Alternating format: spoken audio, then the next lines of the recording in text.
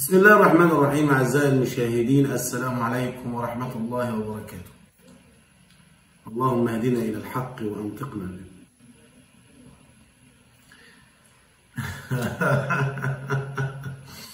في حد فيكم يعرف حاجة اسمها التهاطيل؟ والله بكلمكم جد يعني. دخلت دلوقتي على قناة يعني أكاديمية شيخ المعالجين أيمن مهدي. طبعا أنا أعرف الشيخ أيمن مهدي من زمان، عملت معاه يعني نقاشات ولقاءات يعني على قناة يعني من إحدى القنوات، قناة إنجيل برنابا يعني. والعلاج بالأرقام والعلاج مش عارف بإيه يعني كان شغل بقى يعني إيه، تقدر تقول بقى شعوذة دجل يعني. ده مفهوم عندي يعني، أنا مش قصدي حاجة، بس يعني والله وقعت في فيديو كده مكتوب ايه: فائدة مجربة نافذة وسريعة لأي أمر معطل أو معطل. ماشي. دخلت على الفيديو زي ما هتسمعوا بعد شوية كده، يقول لك تهاطيل.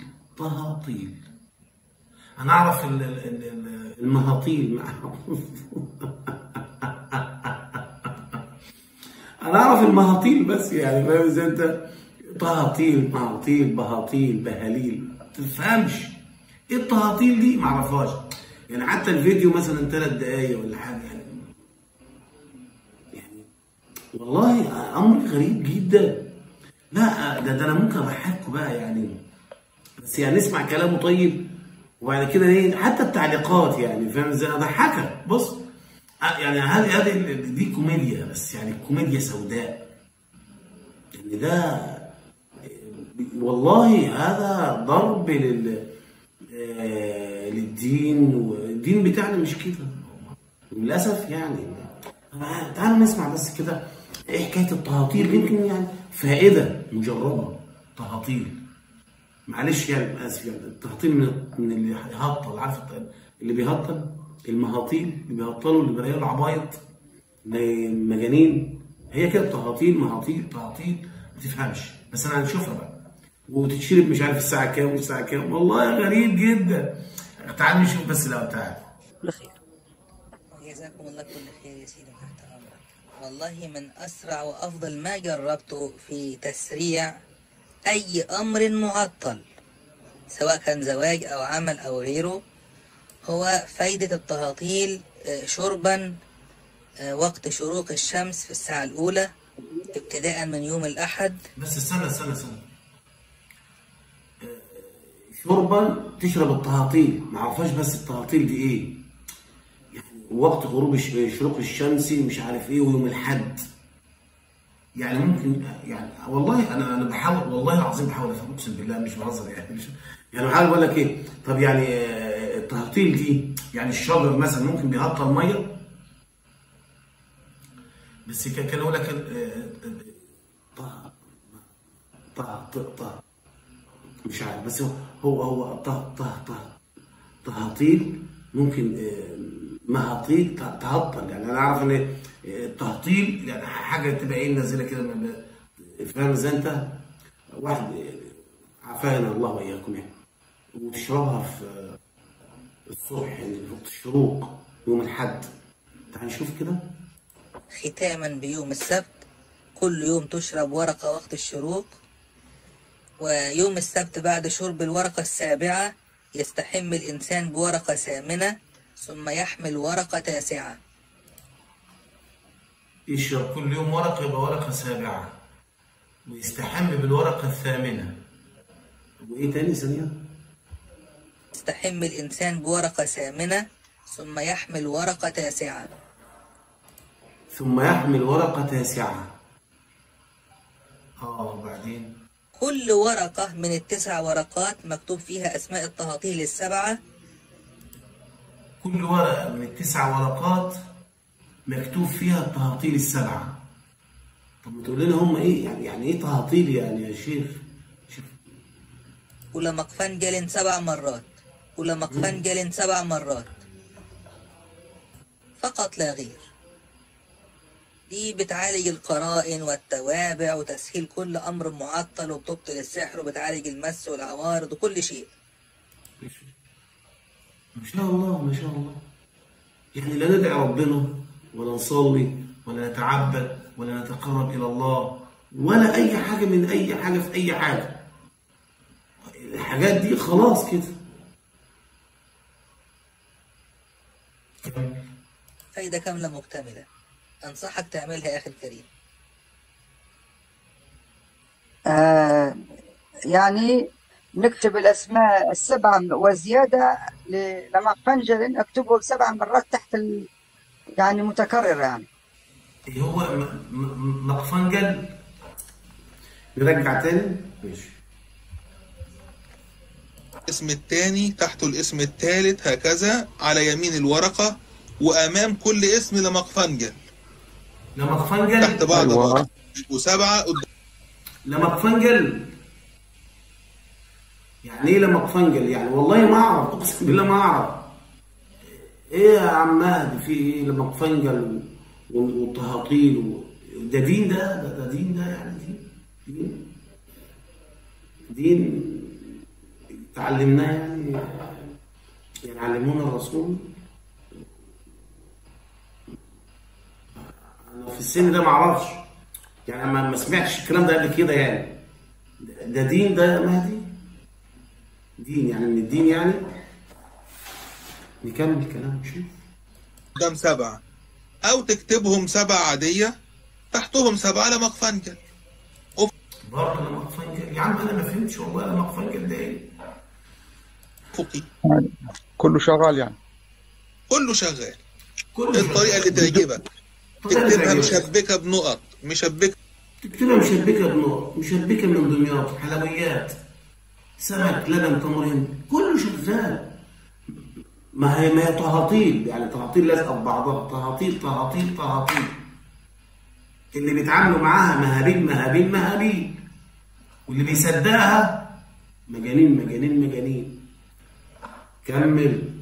من غير نقط، مفرقة بنقط، مفرقة من غير نقط، بنقط مفرقة من غير نقط، مفرقة بدون نقط، نقط نقط نقط، مفرقة مفرقة، كله شغال، كله. تعقد نفسك ليه؟ احنا ما عندناش عقد يابا، احنا يابا ما عندناش عقد. احنا الدنيا سالكة. ما تعطيل. اللي بيستخدموها مهابيل واللي بيصدقوها مجانين. شغال انت. ريح. بص يا عم ما عندكش مشكله، خلط ما ريح عادي. تكتبها أردغالي كله ايه؟ تكتبها أردغالي؟ أردغالي ازاي يعني؟ مش فاهم والله العظيم. انا ممكن اكون جاهل يعني، ممكن الانسان يكون جاهل بهذا الشيء. نعم. والله ما سمعت ابدا عن الموضوع ده. شغال. ماشي إن شاء الله. بدون يعني بالنية فقط بدون توكيل. بالنية فقط. هذه نافعة لكل حاجة معقدة. كل شيء بأمر الله تعالى. لازم يقول لك بأمر الله تعالى، كل شيء بأمر الله تعالى. ربنا ورانا طريق لأي شيء معقد عندك، أي صعوبات، أي شيء في حياتك. وقال ربكم ادعوني أستجب لكم. أنت فاهم؟ يعني هنسيب العبادة ونروح للتعاطيل. بنقول بدل نسيب نقول يا رب ونرفع ايدينا للسماء ونقول يا رب، لا نروح للتعاطيل ونشرب 7 ونقف على 8 ونشيل 9 ونكتب مفرق بأي طريقة. دعاء، الصلاة، العبادات، التقرب إلى الله بالزكاة بالصدقة، التقرب إلى الله بالصوم خالص. ده ملوش علاقة لا بفك العقد ولا أي حاجة. كل حاجة. مش طب الناس لسه عندها مشاكل؟ طب ما نعرفهم حكاية التهاطيل دي تحل كل مشاكلك. ونسمى كمهيطل، نسميه كمهيطل أو يطهيطل. والله انا مش، اوعى تفتكر ان انا مجنون ولا حاجه. اهو انت بتسمع، انا اعمل ايه بقى؟ يعني مش عارف يعني. اكمل ولا كام؟ معلش اشوف اخرتها ايه بالظبط. الحمد لله. اي يوم احد يعني في وسط الشهر ولا في نهايته زي مش اللي مهم، حتى بكره مهم يعني؟ تبدأ. شوف، يوم الاحد في وسط الشهر يعني، ولا اول الشهر، ولا ثلاث ارباع الشهر، ولا مش مهم. مش مهم. ما هي تهيطر يا ابني، هتحدد لها ميعاد. بالأحد، المهم تبدأ، دي مرتبطة بالأسبوع ملهاش علاقة بالشهر. تبدأ بالأحد تختم بالسبت. اهم حاجه تبدا بالاحد تختم بالسبت. ليه؟ اشمعنى الاحد؟ ليه ما تكونش الجمعه؟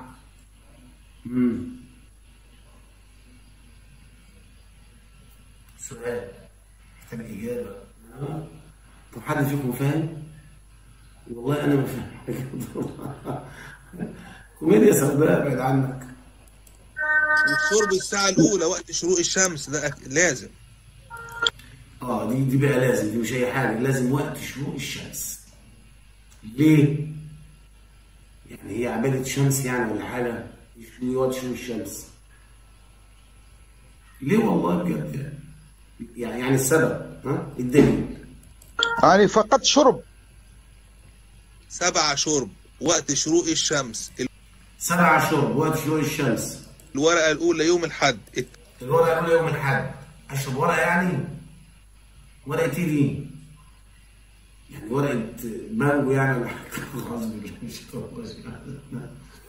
ورقة إيه يعني؟ مش فاهم. الثانية يوم الاثنين. الثاني يوم الاثنين. الثالثة الثلاث، الرابعة الأربع، الخامسة يعني مفيش داعي. طيب يعني كده يعني لغاية يوم السبت يبقى 7. من الحد للسبت 7. هات يوم الثالثة، يوم الأربعاء الرابعة، يوم الخميس الخامسة، يوم الجمعة السادسة، يوم السبت السابعة. ما تقولها يا عم، أنت في إيه؟ حتى في تهاطيل، ما هطيل بقى. قصدي ما هطيل كده يعني. الخميس، السادسة الجمعة، السبعة السبت، وبعد ما تشربها تستحمى بالورقة الثامنة. بعد ما اشربها استحمى بالورقة الثامنة؟ هو أنا معايا 7 ورقات ولا 8؟ يا عم لخبطتني. يعني معايا 7 الأول، وبعد كده أروح أجيب ورقة تهاطيل ثانية اللي هي الثامنة أستحمى بيها، صح؟ أنت فاهمني؟ أنا لما يبقى معايا 8 ورقة تهاطيل، ونجيبهم منين؟ نشتريهم منين؟ ولا هم موجودين؟ تهاطيل ورقة بتهطل يعني؟ الورقة بيهطل ده في الندى الصبح يعني كده. يا عم أنا هشغل بالي ليه؟ ما أنا ممكن أسأله. خليني نكمل بس. بعد ما تستحمى وتلبس هدومها تشيل الورقة التاسعة بعد استحمى والبس هدومها؟ هدوم مين؟ هدوم التهاطيل ولا هدوم انا؟ البس هدومها ولا هدوم انا؟ بصراحة انا خايف على نفسي. والله خايف على نفسي. مش مصدقين؟ حجاب. فهمت. ولازم بالترتيب 7 يوم شرب، ثم الاستحمام، ثم حمل الحجاب. حمل الحجاب تمام يعني. حلو الحكايه. واضح. وخدت بالك الحجاب فيه ايه؟ فيه الاسماء فقط. الاسماء كامله، نيل تعطيل، مه تعطيل، قه تعطيل، فه تبطيل، نها تعطيل، جهل تعطيل، لخاه تعطيل. ايه ده؟ استنى كده. استنى. وخدت بالك الحجاب فيه ايه؟ فيه الاسماء فقط. الاسماء كامله، نيل تعطيل، مه تعطيل، قه تعطيل، فه تبطيل، نها تعطيل، جهل تعطيل، لخاه تعطيل. ثم لمق فنجل متكررة. نه تعطيل وعليه وايه الكلمات دول؟ وبعدين لق فنجل ولا اسمها لك مغفل، لك مهطل، لك فنجل. لا بس استنى انا ما فهمتش حاجه.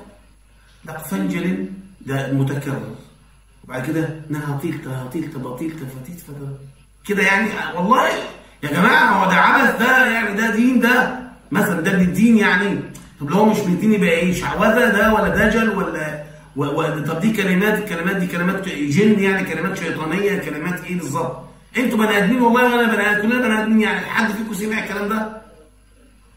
يا جماعه الخير يا عم انا بكلمك. ايوه انت اللي بتبص، ايوه انت يا عم بكلمك والله، رد عليا اقسم بالله. ايه ده؟ ما تعرفش والله ولا انا، اقسم بالله لو انا اعرف كنت قلت لك اصلا. انا طالع عشان حد يقول لي ايه ده؟ وبنسال الاستاذ مهدي بقى يقول لنا ايه ده؟ وادعوه انه لمقابله معاه. ايه ده؟ كمل بس. 7 مرات، يا اما تحت بعض او تحت كل اسم او مقابل كل اسم. تمام. وطبعا يكون الورقه مقطوعه على قد الكتابه، ما يكونش فيه فراغات في الورقه. شفتها زي ما كتبتها انت في احد التسجيلات يعني. تمام.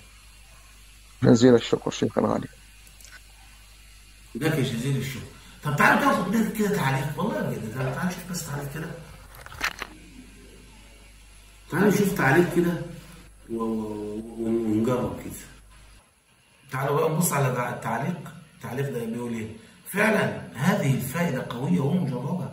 كل فوائد التهاطيل شغاله وتدي نتيجه سريعه. انا شخصيا شغال بالتهاطيل فقط. نسي الدعاء ونسي الصلاه ونسي كل حاجه وشغال بالتهاطيل. على كده ده بيهطل ليل ونهار يعني.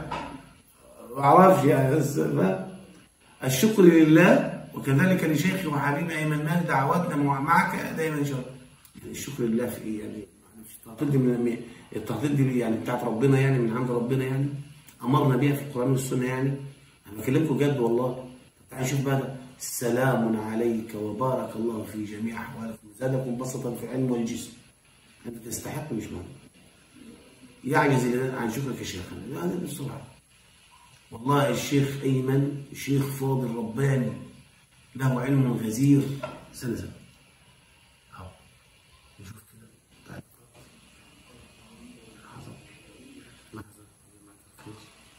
لحظة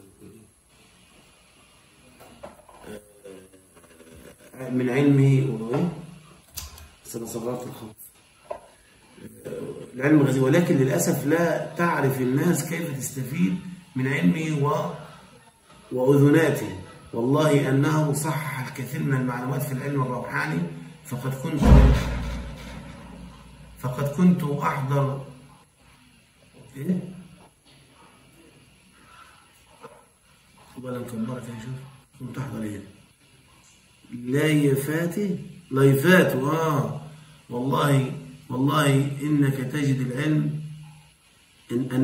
العلم يهطل كالمطر. لازم تقول يهطل يعني، لازم تقول كده يعني. رحم الله العم فكري واشياخ السند المتصل بالشيخ خليل، ورضي الله عنك حبيبنا الشيخ ايمن محبك اسماعيل من المغرب. يا ريت يا شيخنا تحسب لي عشان مش واصله معايا، وعرفني اليوم والبرج وكل شيء. جزاك الله خير صالح بالرزق. احسب له يا عم الشيخ، احسب له. زي ما قال يا شيخ نشكرك على هذا العلم القيم الذي تقدمه الى كثير من الناس، لك بلغ الشكر. المهم يا اخوانا انا لو انا استمريت كده يبقى احنا دخلنا بقى ايه؟ يبقى احنا دخلنا في التهاطيل. يعني لو احنا استمرينا كده هنبقى دخلنا ايه؟ في التهاطيل. تهاطيل بقى مش ممكن. انا بقى اسال الاستاذ ايمن مهدي، ايه ده يا استاذ ايمن؟ يعني من اين لك هذا يعني؟ وحرمنا ليه من علمك ومن انسك ومن حلاوتك ومن هطلك ومن تهاطيلك؟ حرمنا ليه من تهاطيلك؟ انت لازم تيجي يعني تهطل عندنا، لازم تيجي تهطل عندنا في القناه ونعرف التهاطيل دي فايدتها ايه. ما مش هنسيبك بقى تهطل عندهم ولا كده. مش انت اللي بتهطل برضه ولا في ولا تهاطيل. وصلنا للتهاطيل يا شويه مهابيل. وصلنا للتهاطيل. يا شوية مهابيل لكي تكون النتيجة مجانين ونترك أصول العلم والدين. الدعاء هو العبادة، أو العبادة هي الدعاء، أو الدعاء هو العبادة. في إيه يا جماعة؟ وصلنا إلى هذه الحالة. أنا أكتفي بهذا لحين تهطيرة الأخرى، يعني انتظرونا يعني في تهطيرات أخرى للتهاطيل المهدوية. استودعكم الله. خلي بالكم من نفسكم. مش ناقصين تهطيل بقى، مش ناقصين تهطيل. ما تهطلش كتير ماشي لغايه ما نشوف ايه حل الموضوع التهطيل ده. ما هو يا احنا يا هم، يعني ايه؟ يا احنا نبقى غلط يا هم غلط، حاجه من الاثنين يعني. يا اما بقى يقنعونا ونمشي معاهم في التهاطيل بتاعتهم، واما هم ربنا يهديهم ويرجعوا للي احنا بنعتقده في الاسلام ان هو دين حقي ودين الوضوح ودين العباده لله عز وجل وافراد الله لله عز وجل. وان مسنا ضر ندعو الله عز وجل، لا بالتهاطيل ولا بالمهابيل. نسأل الله سبحانه وتعالى العافية. آمين. إلى اللقاء إلى حلقة جديدة من حلقات المهابيل أو التهاطيل، أي حاجة سماها أي حاجة. السلام عليكم، شكرا عليك. السلام عليكم ورحمة الله وبركاته.